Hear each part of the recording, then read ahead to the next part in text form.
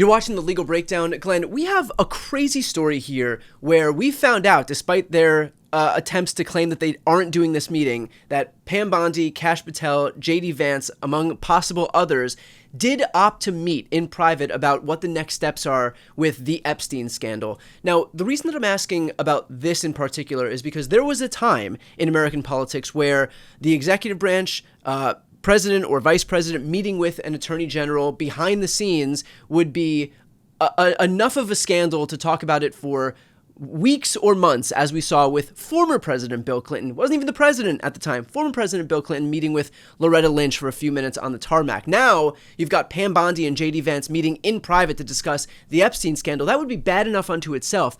But on top of that, we know that this is in furtherance of a cover-up, because anything other than a cover-up would just look like Pam Bondi releasing the files that she has at her disposal, in her possession. So now we've got these people meeting together in what would normally be a scandal, the Attorney General meeting with members of the presidential team, but also to discuss what they are going to do in furtherance of this cover-up. So first and foremost, what should we know here in terms of how inappropriate or illegal or unconstitutional it is for Vance to be meeting with Pam Bondi about how to do this?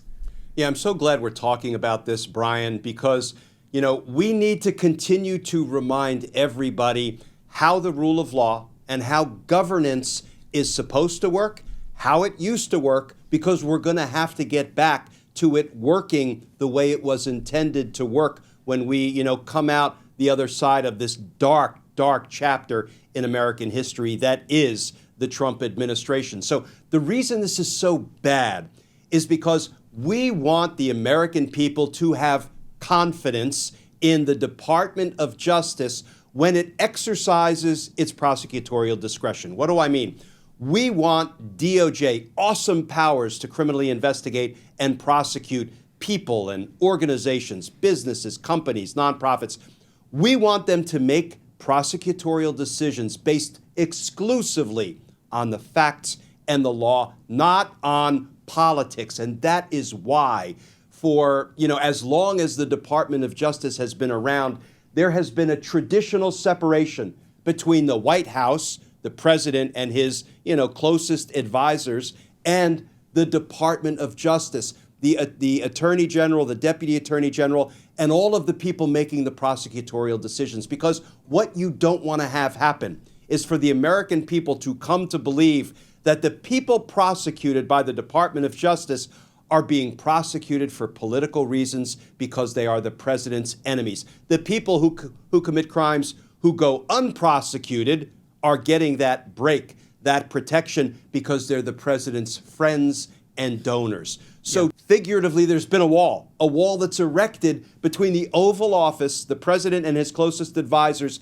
and the Attorney General and the Department of Justice. And there are all kinds of rules, procedures, and prohibitions in place, in writing, that say, DOJ employees and officials are not permitted to meet with folks from the Oval Office, from the White House, only under very circumscribed situations can the Attorney General, the Deputy Attorney General, meet with somebody from the White House. Usually it's to talk about policy priorities, not to talk about who should or should not be prosecuted. But they have so blown through all of those safeguards, that wall that is erected to give people confidence in the independence of the work of the Department of Justice. They've blown through it. They've blown up that wall entirely. And now, Brian, gosh, as you just related, they're having strategy sessions, the Oval Office and the DOJ leadership, about how to best cover up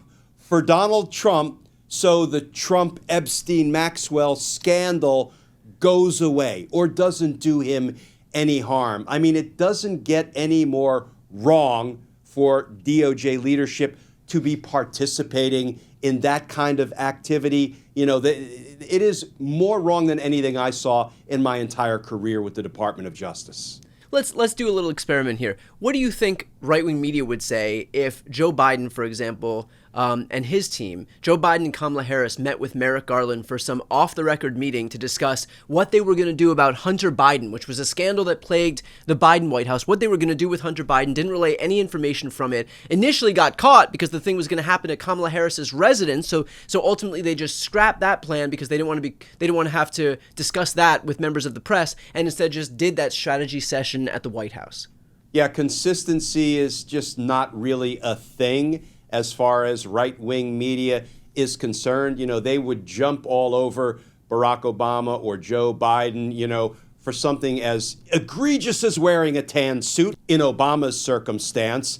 But, consistency is not a thing. So you raised the incident of former President Bill Clinton, when his wife, I believe, was a candidate for office, having what seemed to be an innocuous conversation on the tarmac by happenstance with then Attorney General Loretta Lynch. And you would have thought that those two were coordinating to make sure Hillary could steal a presidential election. I mean, the outrage in the right-wing media was just absurd. And right. You could see right through it if you understand how to separate fact from fiction, truth from propaganda.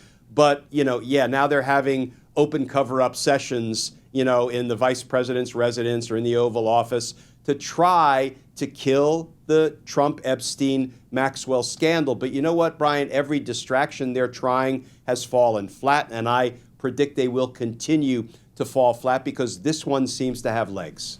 When we look at this wall that was erected between the DOJ and the White House, is that nothing other than just norms? Is there any recourse here for an openly corrupt, openly in the pocket of the president, attorney general, or have we just relied for over 200 years on an understanding that there should be a figurative wall between the DOJ and the White House? And so really that shows the weakness of the system, that all it takes is somebody who is acting outside the bounds of the law to destroy what's kind of been propped up for the last few hundred years. Yeah, Brian, I think what we have come to learn, unfortunately, in the age of Trump is that our system of governance is really only as good as the honor and integrity of the people involved in governing. And so things that were respected as norms and traditions, all born of wanting good, reliable government, wanting the American people to have confidence in the institutions of government and the people who served in those institutions, they were just norms. And if you have people like Donald Trump, who populates his own cabinet, his own executive branch with flunkies and sycophants and lapdogs, yes men, yes women, putting in charge of agencies people who, have vowed to destroy the very agencies they lead. I mean, this is what you're going to get. The rule of law alone is not enough if you have an entire branch of government willing to either ignore or openly violate the rule of law, never mind the norms and traditions. So in other words, what Pam Bondi is doing here by virtue of meeting with, members of the White House is not necessarily illegal or unconstitutional, but it does show the weakness of a system that really does rely on norms without any kind of statutory limitations put in place. Is that correct?